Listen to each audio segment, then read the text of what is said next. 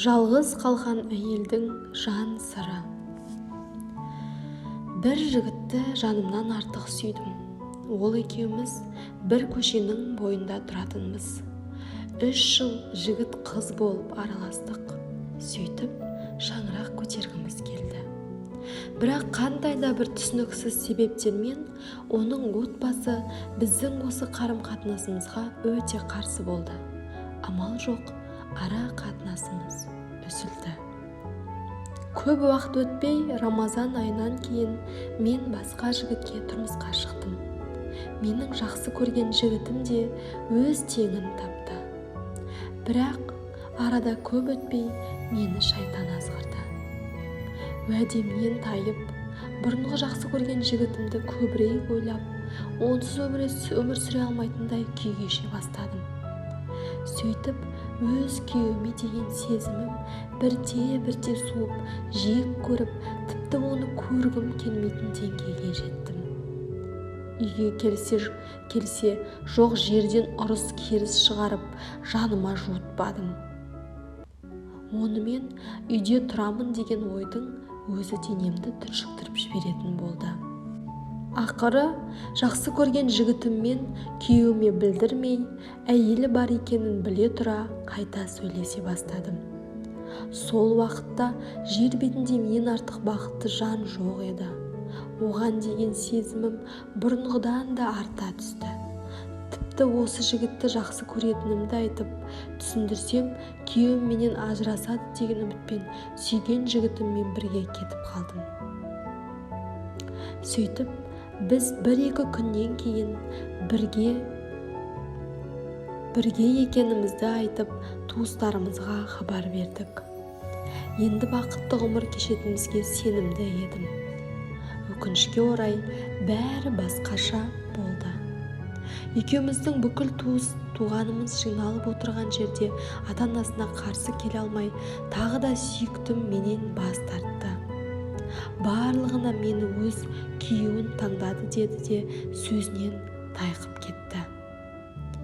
Сонымен мен де өз күйеуімен бірге кетуден басқа амал қалмады. Ол мені кешіріп, болған жағдайды ұмытамын деді. Бірақ жараның орнында тыртық қалатын сияқты, күйеуіміз екеуміздің арамызда бұрынғыдай болмады. Көп өтпей онымен тұра алмайтынымды біліп, ата-анамның үйіне кеттім. Дегенмен туыстарымның жүзіне қарай алмай, өзімді нашар сезініп жүрген едім. Маған күш берген, сүйіктім бір күні келіп оралып, мен алып кетеді деген үмітім ғана еді. Өйткені оның уәдесі барды. Күйеуім бұл жағдайға қырсығып, сүйіктіммен тұруыма келісімін бермейтінін, тіпті ажыраспайтынын айтып, мен тауып бере алмайтын көлемде ақша талап етті. Ең сорақысы $100,000 бергенде ғана ажырасамын деп шарт қойды. Мен жақсы көрген жігіттің ата-анасы күйеуінің ажырассаң ғана сендерді үйлендіреміз деген талап бар еді. 2 оттың ортасында қалған мені ата-анам аяп, бақытым үшін сол ақшаны тауып берді. Сөйтіп күйеуіммен ажырастым. Енді сүйгеніммен бірге болуға еш кедергі жоқ. Бірақ басымдағы барымды бағаламай, одан қалса біреудің отбасын ойрандап, бақытты болғым келген өзімшілдігімнің соңы өкінішпен бітетінін білсемші. Арада болған осыншама жағдайдан кейін өзім жақсы көрген жігітте менен түбегейлі бас тартып, өзінің әйелімен қайта жарасып кетті. Ал мен 2 кеменің құйрығын ұстаған жанның суға кететінін кеш түсініп, қу тіземді құшақтап жалғыз қалдым. Әйел адамға бұл өмірде тірексіз қалудан асқан қасірет жоқ екен. Құрметті құрбым, әпкем, сіңілім, менің қатемді қайталамаңдар. Неке қиған күннен бастап, лағнетті шайтанның азғыруынан сақтанып, өз күйеуіңізден басқаға көңіл аудармаңыз. Жүректерді бұрушы да, кімнің кімге тең екенін білуші де Аллах Тағала. Ол сізді өз күйеуіңізге бекерден бекер қоспағанын естен шығармаңыз.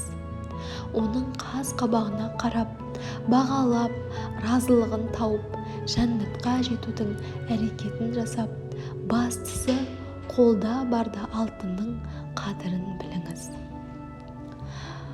Құрметті менің оқырмандарым, осы видео сіздерге ұнаса лайк басып тіркеліп кетіңіздер.